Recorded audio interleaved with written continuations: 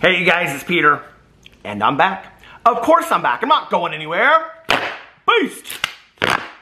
Peekaboo! I see you because I'm YouTube famous now. Available in the fall of 2028. Half BC. Dad AF. Rock on gold dust. Woman. Beast. How are you guys doing today? Happy Tuesday. So, I wanted to do something a little bit different over here today. I have kind of been playing it lightly on most of my channels for the last week. I wanted to take a little bit of a break going into September, and then bang, right out of the gate in September, I am planning to post all the time on all of my channels. I say that, and we'll see what happens. But I wanted to do something a little bit different today. I wanted to do something that was more talking about me and my story. You know, I get so many questions about my recovery from addiction. I talk about my addiction on here on a regular basis. And I think it's important for people to understand that the reason why I do that is because I was always taught since the time that I got sober, that you have to make your recovery a priority. And so literally every day that I wake up as an addict and an alcoholic in recovery first and everything second.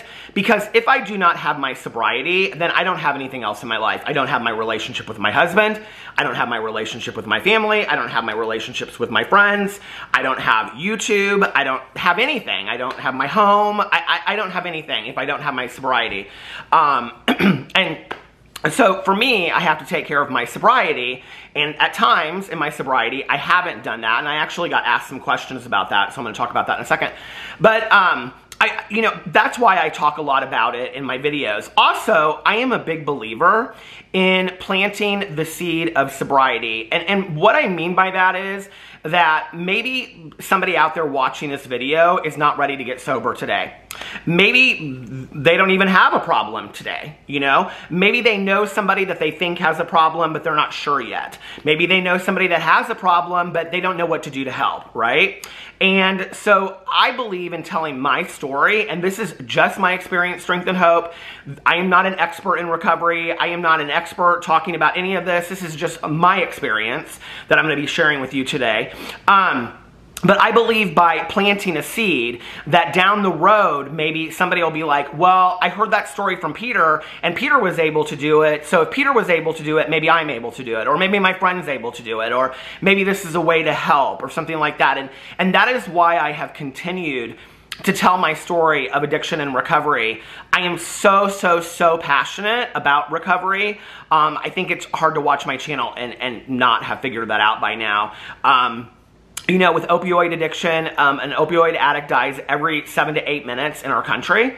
Right now, we are referred to as the United States of Addiction because so many people are dying of addiction every single day. And there is a huge stigma that goes along, not just with addiction, but with mental health as well, which I talk a lot about in my videos.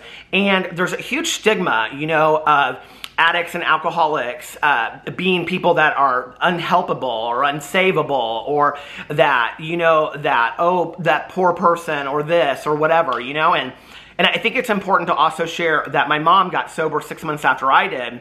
And one of the things that she was always afraid of was, you know, at that time, was that people would know that she had been an alcoholic, because there was such a stigma of women alcoholics, and that women were perceived as weak, or that poor woman, she's got a drinking problem. And they, you know, my mom would say it wasn't like I was sitting on the corner like with a brown bag, even though it wouldn't matter if I was. But as soon as you tell somebody that you're in recovery, that's exactly what they go to, right? Is that stigma in their head.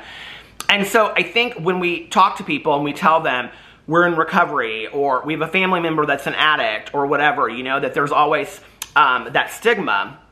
I can't tell you how many funerals I've gone to through the years. I've gone to literally, I mean, I don't even know how many at this point, right? From people that have passed away from addiction. And, you know, for so many of the funerals that I've gone to, a lot of the family members don't really want to talk about what happened because they feel like they have let that person down, or they didn't do enough, or they didn't see it, or, you know, it's almost kind of like there's a shame associated with it. And in recovery, there is no shame and there is no blame, and I think that that's important as well to talk about. So I wanted to do this video because I haven't really done a dedicated video to my sobriety and talking about my sobriety and my recovery related to my addiction. So let me just give you kind of the little background. I'm already so far into this video. Let me give you a little bit of a background. I'm 50 years old. I've been sober for 27 and over a half years. I got sober when I was 22 and a half. My sobriety date is December 17th of 1994. I did not want to go into treatment. That was not my first treatment attempt. I actually got several questions about this. People were like, how many times did you go to treatment? I do not know exactly, but I think it was 4 or 5. And several of them, I think like 2 of them, I was kind of halfway into it when I was in it, and the other 2, I just was like doing it because of legal issues and, you know, because my parents wanted me to.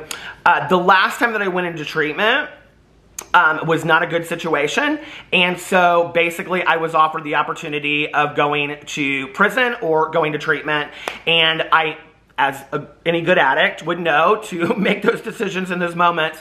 And I think this is the other thing that needs to be known, is that I don't laugh at my own story, but I'm able to kind of laugh at some of these situations in retrospect because I have 27 and a half years today, and because I have a great life. And I want people to know that you can have a life like that too. You can have a life beyond your wildest dreams. You know, we're not a glum lot. We have a lot of fun in sobriety. We have good times. And I think that was one of my biggest fears before getting sober, was that the fun was going to be over. There wasn't going to be any fun anymore, right? So I was offered to either go to treatment or to go to prison or jail. I didn't know at that time what it was going to be, but it was going to be one of those options. And so, like a good addict, I decided to go to treatment. But I didn't really want to go to treatment. I just wanted the smoother of the 2 options, right? The easier, softer way. And so I was admitted to treatment. I really don't even remember a whole lot of it. I know that I basically like checked everything off the board. At that time, I was using a lot of, I don't know, I get a lot of questions about why didn't you ever use this, or why didn't you ever use that, and whatever. Really, the only thing I didn't ever use was heroin, and that was because it wasn't offered to me. And I know that had it been offered to me, I probably would have used it. Other than that, at that time, I was drinking a ton. I was drinking like 1.5 fifths of Jack Daniels a day. I was drinking like 2 40s. I loved malt liquor. I was smoking weed all day, every day. I was taking a lot of pills. I was eating a lot of Vicodin, and I was snorting cocaine, and I was smoking crack cocaine. And I would use other things as well. That was pretty much a day in the life of Peter Monn at 22 years old. And I look back at that and I think about how scary that was.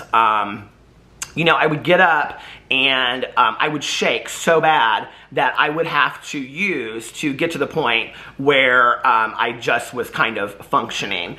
And then by the time that like my friends were ready to go out and whatever, because they weren't in that situation, even though like I partied a lot with them, they weren't as bad as I was. Although I had this idea at that time that everybody kind of partied the way that I did, but I would end up meeting them, you know, downtown later to go out. And then by that point, I was just functioning enough because I had gotten myself to the point with drinking and smoking weed and pills and stuff where they thought I was sober, but I was actually pretty intoxicated at that point. So that was where I was when I went into treatment. I didn't want to be in treatment. I had no desire to be there. This is where I am a huge believer that people don't have to have a desire to get sober. I mean, I am a believer that, you know, you can introduce somebody to that and whatever. Really, my bottom, if you talk about hitting your bottom, which is like the lowest you can go, I do believe that my bottom is death. I don't believe I've hit it yet. I believe if I pick it back up, I will hit my bottom and I will die. But I do believe that you can pick your bottom as well, and I think that I picked my bottom, and my family was so done with me at that point that when I got out of treatment, if I picked up again, I was going to be homeless immediately. They were done. They were absolutely done with me at that point. I was so scared of being homeless. I knew, and also my friends were kind of done with me too, with the using and having to take care of me and being worried about me, that I knew it wasn't a very realistic option for me to like couch surf and things like that. So I had really nowhere to go. I will say that sobriety didn't really hit me until about 6 months. And I was leaving a meeting at 6 months with my 6-month token. And so we celebrate birthdays in recovery depending on what 12-step program you're in. And I had this 6-month coin in my hand, and I stood in the parking lot and I looked up and I was like, I haven't done anything in my life consistently for 6 months ever, let alone stay sober. And I have been using since I was 12 years old. I started drinking alcoholically when I was 12 years old, and I started using things later and picked up as I went. I'm kind of answering some of the questions as I go through here. So that was my sobriety, and I really didn't have any desire to stay sober. At first, when I got out, like my plan was my old roommate and I was gonna, she and I were gonna go to LA and we were just gonna disappear and nobody was gonna ever see of us again, And my dad had kind of talked to her and said, if you really care about Peter, like, do what I'm asking you to do. And so she wouldn't even really talk to me. And so I think it really kind of took like a village to raise a child, so to speak. Like I had to get rid of my friends that were using friends because I couldn't be around that in early sobriety. Basically in early recovery, every day looked like this. I went to meetings all day long.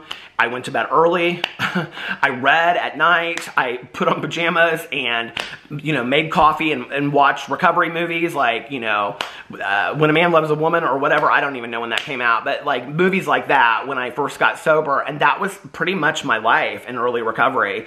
People ask me a lot in this Q&A about, so I put a Q&A up on Instagram if you haven't gotten that by now about recovery, but people ask me a lot about cravings.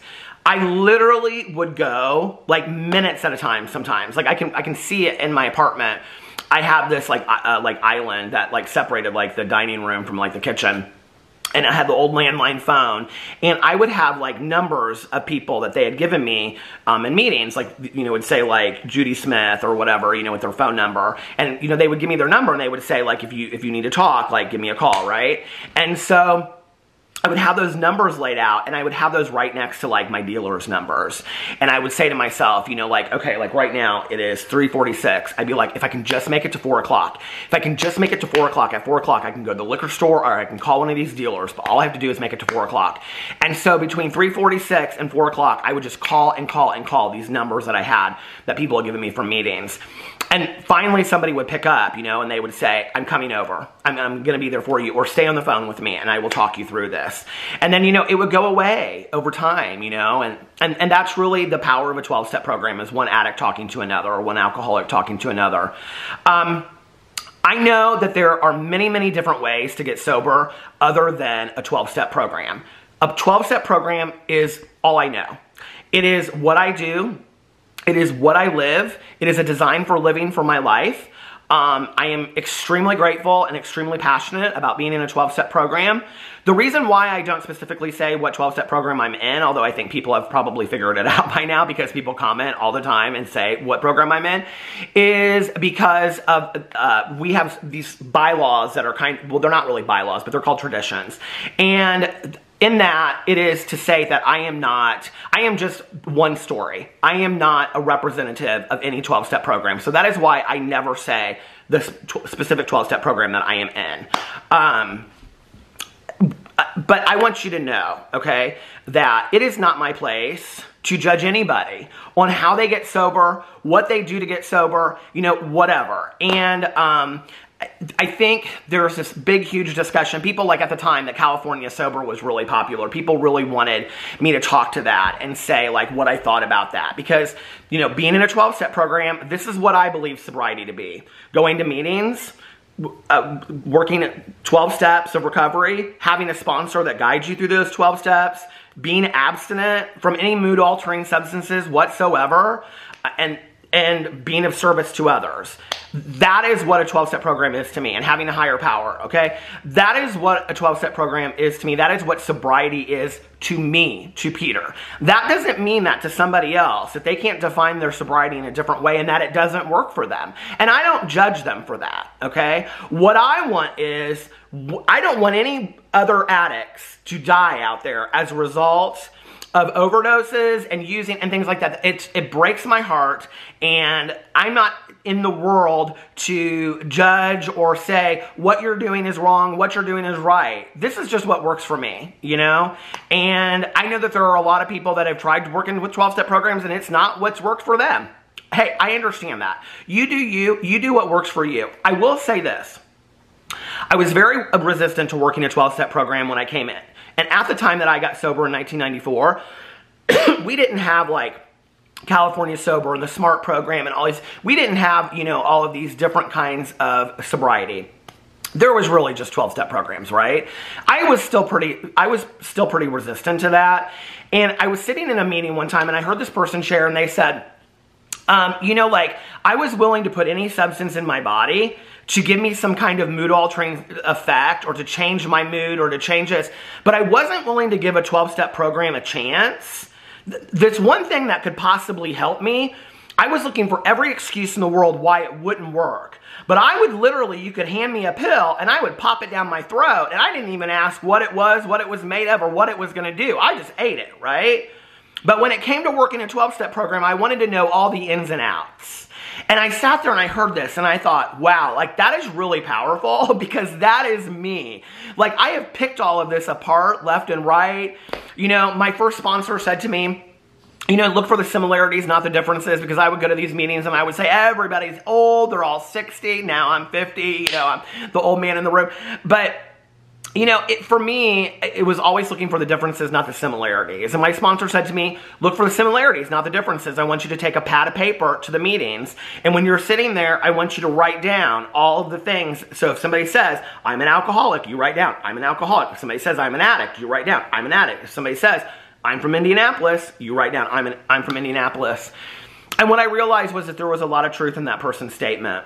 That I was looking for any reason for it not to work for me, instead of looking for a reason why it might. And what I would offer to anybody out there that has ever been resistant to working a 12-step program or any other form of sobriety is that maybe stop looking for the reasons why it won't work, and maybe give yourself the opportunity for why it might. Because you might just be saving your life. And you might also be saving the lives of those around you, because I had no clue what I put my family and friends through with my active addiction, you know. Since I talked about my sponsor, I want to say, on the heels of just going to the funeral of one of my dearest friends, and a man who was my sponsor for 12 plus years last week, on Friday, I went to his funeral. And I think it's important to note that people do live long lives and pass in sobriety sober. I think that's important. You know, I talk a lot in my videos about people that passed away from overdoses and addiction and things like that, but it's also important to know that many, many people live long lives. My mother died sober. And, you know, I think my mom's sobriety gave us 13 years that we wouldn't have had together. As a family in recovery, we spoke the same language of recovery. And there just was things that we didn't have to explain to one another, you know. I got a lot of questions about a sponsor and what a sponsor is, and so I want to answer this. A sponsor is a person that guides you through the 12 steps of whatever 12-step program that you're working in. Somebody asked me, are there any requirements that they have to have? Or I don't really know how they stated the question, but they were like, is there any requirements, or do they have to have any, you know, whatever? No, not really, except for what is suggested, okay, in the 12-step program that I am in, is that men sponsor men and women sponsor women, and that your sponsor should have a year of sobriety, abstinence-free, or abstinent, and a working knowledge of the 12-step program, meaning that they have worked the 12 steps themselves. They should have a sponsor, and their sponsor should have a sponsor. They should have a home group, and they should be of service to others. That is what a sponsor is, okay? It also says, and it also states in the literature, that gay men can be sponsored by women, and lesbians can be sponsored by men. So people also asked a lot if they said, why don't you sponsor and would you sponsor and things like that. Yes, I do. And I don't talk a lot about it on here because, you know, I've said this in my vlog, and I think people in my vlog get it, but there are entire friends of mine that I've never mentioned and never talked about that are like some of my dearest, closest friends in my entire life, that I have never even talked about a story to do with them or anything like that because they are sober or because they just choose not to be part of that, or they've asked me not to be, you know, in my videos or mentioned in my videos or whatnot. I feel there, to me, my story of sobriety, that there is a sacredness to it in certain points, and my sponsoring other people is part of that. My sponsor, hell, she said she'd sit in a video with me. She said, if you want me to do a video with you, I'll do a video with you. A lot of people ask me if Tanya and I would sit down and talk about our recoveries together. Excuse me. Tanya's more than willing to do that as well. My sponsor is more than willing to sit in a video with me and talk about sobriety. So if you guys would like that at some point, let me know. I'm sure that we could explain more things to you. I talk about my home group a lot. A home group is a group in a 12-step program that you make a commitment to going to on a regular basis and being of service in that group, which means you either have a service position, you sponsor people, you do things at that meeting, like you chair that meeting or you're secretary of that meeting or things like that. So those are some of the things. Let me get into some of the questions before this video is so long already. But I think I answered quite a few of the questions that I got. Let's see.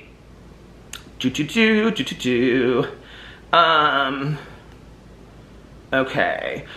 So somebody asked, I'd love to know more about what they said 10 steps, but they meant 12 steps. 10 steps involved. So basically, the 12 steps broken down like this are: 1 is admitting that you're powerless and that your life is unmanageable related to whatever substance you're using, okay? 2 is came to believe that a power greater than ourselves could restore us to sanity. And what that means is that we believe that there is some kind of higher power out there.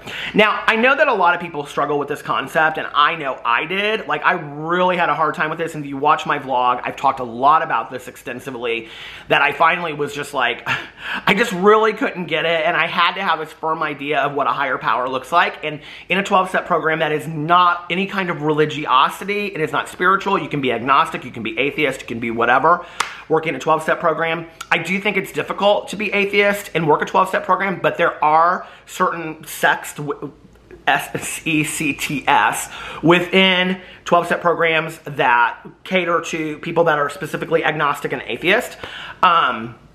But much of a 12-step program is finding a higher power and turning over the wreckage of your past to that higher power. So the second step is identifying what that higher power for you is. And the third step is turning your life and your will over to the care of God as you understand Him. The fourth step is doing an inventory. And a lot of people ask me about this because I talk about inventory on my videos a lot. Inventory is basically taking a look at the resentments that you have in your life, okay? And my sponsor is really, really big on inventory, doing inventory every single year. So inventory is taking a look at your resentments, taking a look at what or who you're resentful at, what area of your life it is affected, or like, you know, pride, ego, things like that, what specifically what it's affected in your life. And then the fourth column is what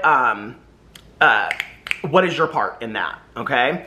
And then you take a look at your fears, and then you take a look at your conduct. And that's a full 4-step inventory. 5th-step inventory is doing that with, going over that with somebody else. Like for me, I went over that with my sponsor. Most people in 12-step programs go over that with your sponsor.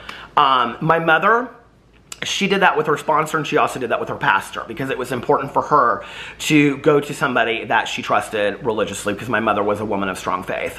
And I don't know, some people do that. Some people do group 5th steps where they sit in a group and they go all over that. Some people do them in workshops. There's many different ways to do inventory. 6th and 7th step are about character defects. 8th and 9th. 8th step is about making a list of people that we have harmed. And the 9th step is about making direct amends to such people. And the 10th step is doing a daily inventory. I talk a lot about that on my vlog because that's something that I do every single day. There's actually an app that I use where I go through and I do, I can tell you what the app is called right now. The app is called 10-step nightly inventory, and it just asks you these questions like this. It's like, was I resentful?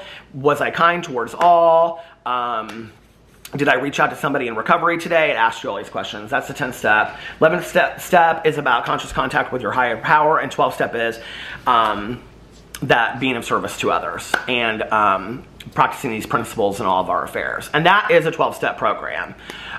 Many people, like my sponsor, ask their sponsees to work 12 steps every year. So, and I think it's important to do that to keep it fresh. Some people in recovery don't do that. Some people think you do it once and it's one and done, right?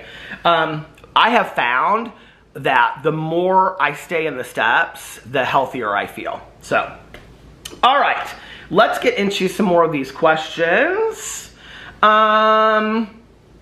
What did you first replace your addiction with? I don't think I replaced my addiction with anything first.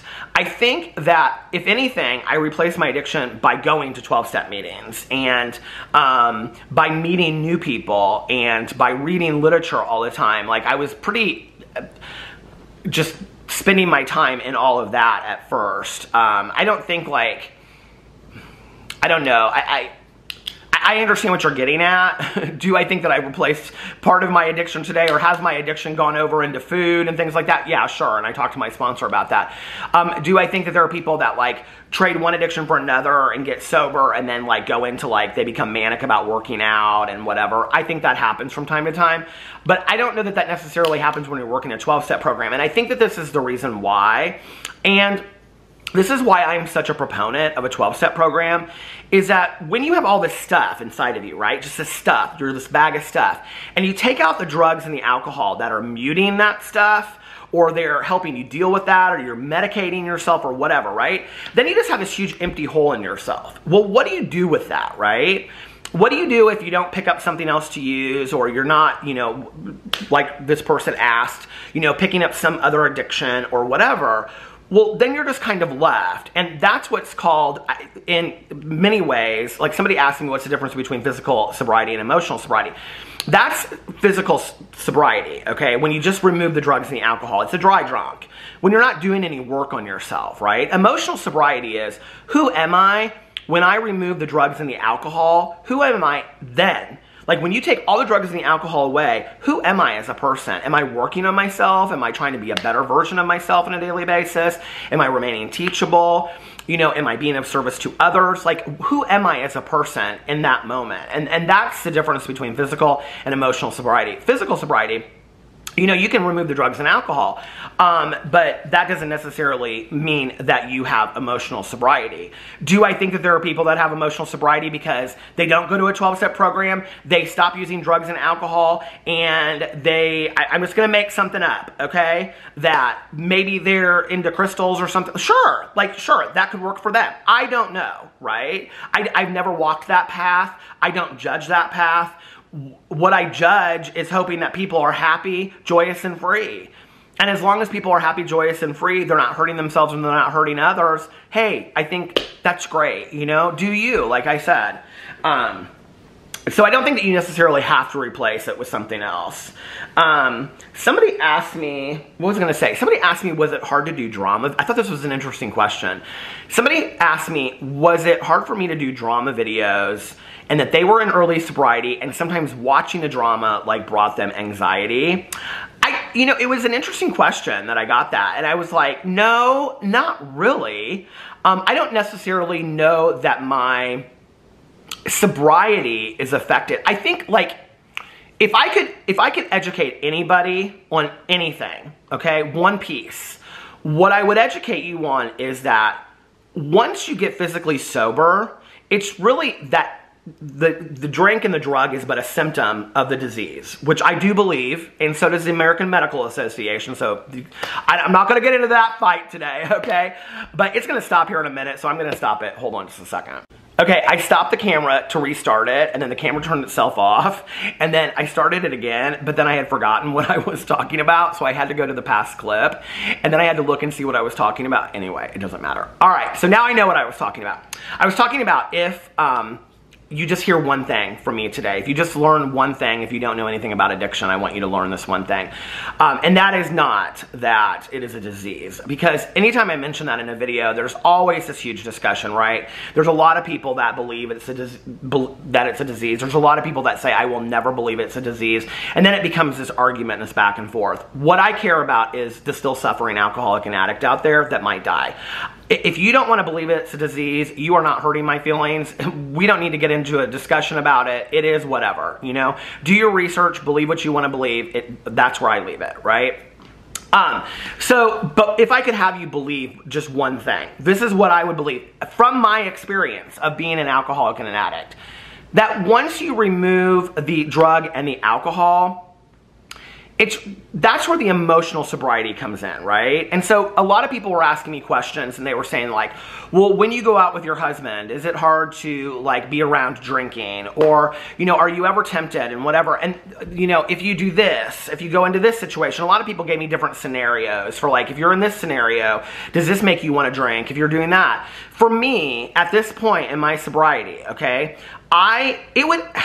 there would have to be a lot going on in my life. There would have to be something that was like really putting me through the ringer where I was like, I'm willing to risk it all. Like there would be a thought process that went through to that point. Does that make sense? Now, the reason why in early sobriety, it was really, really important for me to distance myself from using friends, to only surround myself with people that were in recovery, and on and on and on, was because I didn't feel that way. Like, I could just be like, see somebody have a glass of wine and I'd be like, oh my God, I gotta have a glass of wine.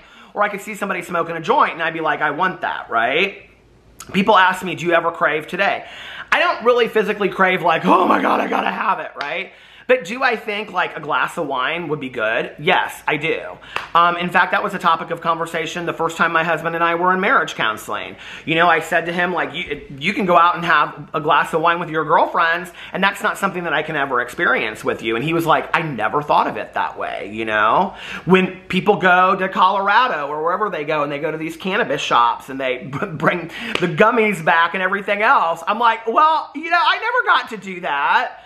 You know, I never got to have like a beer or a drink like at a bar after a long day of work, you know, like that was going to be my story anyway. But, you know, like none of that, you know, and so I don't necessarily crave, but I think that's why it's important to have people in early sobriety. I will tell you a funny story. My friend and I were walking. I think it was like Target but Target, I don't know if they sell alcohol. So in my mind, it's like Target. Maybe it was Walmart or something. But this was like 10 or 15 years ago.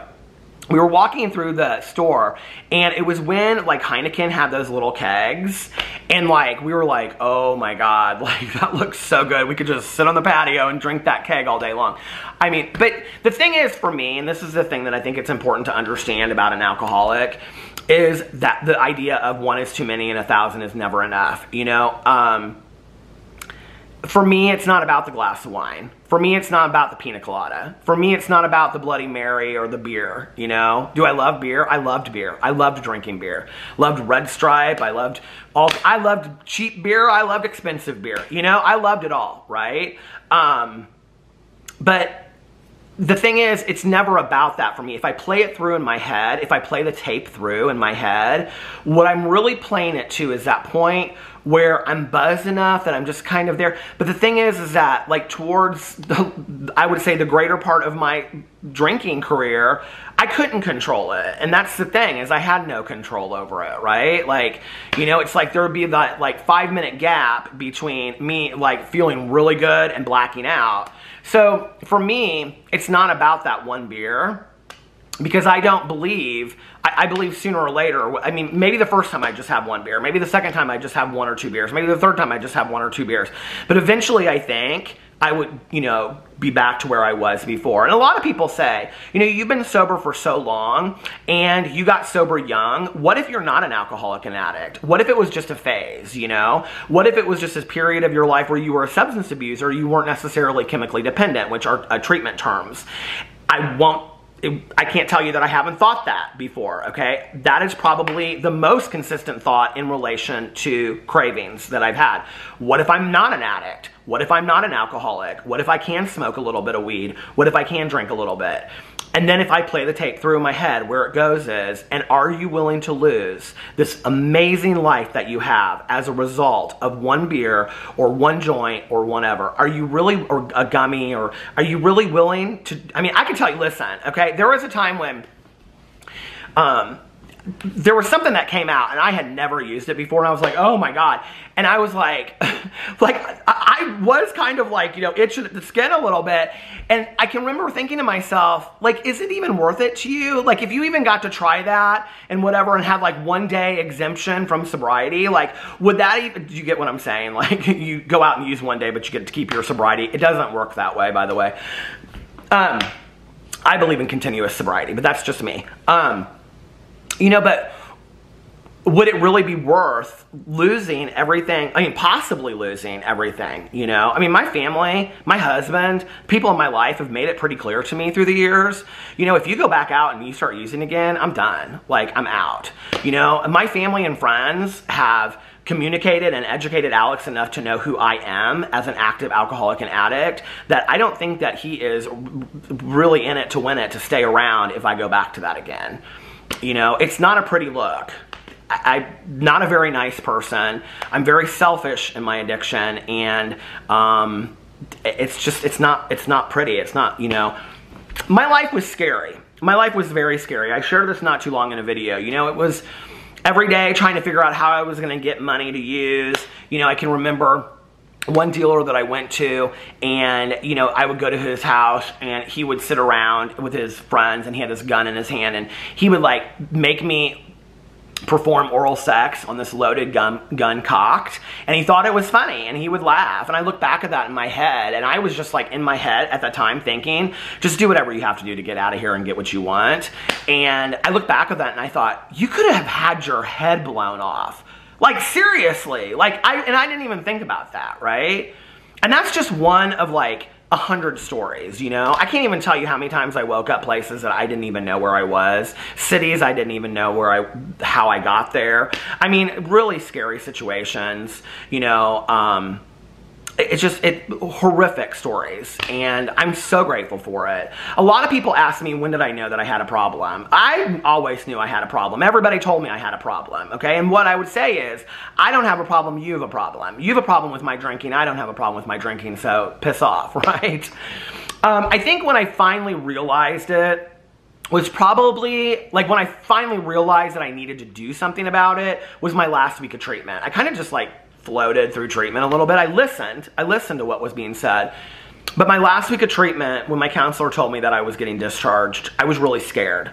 Because I knew that being in there was a safe place, but getting out was going to be a scary place. And I didn't know what that was going to look like. So I was really terrified of that.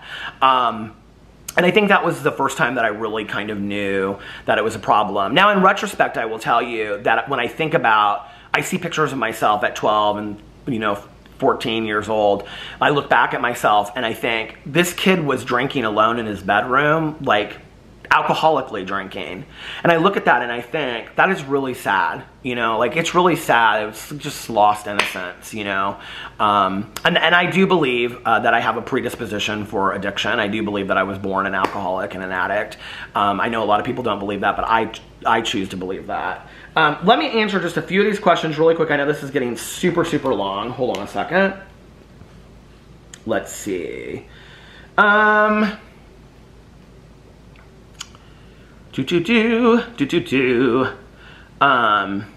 lot of these I've answered so far.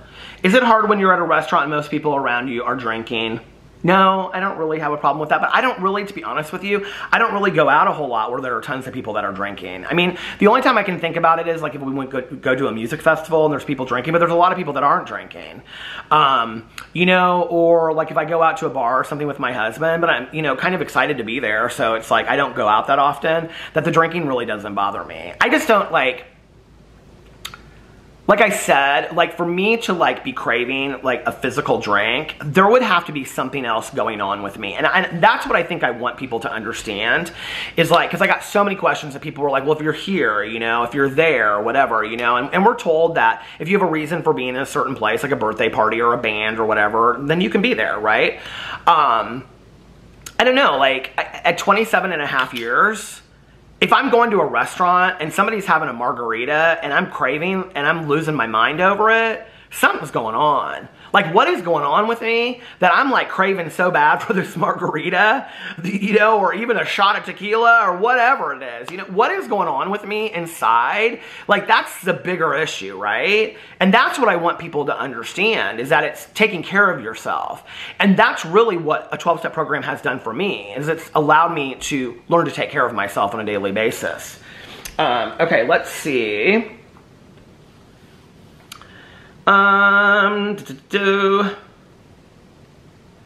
What self-help book has helped you the most? Well, my basic text of my 12-step program, but second to that would be Codependent No More by Melody Beatty. I absolutely love it. Y'all know that. I read from the meditation book on my Peterisms video channel all the time.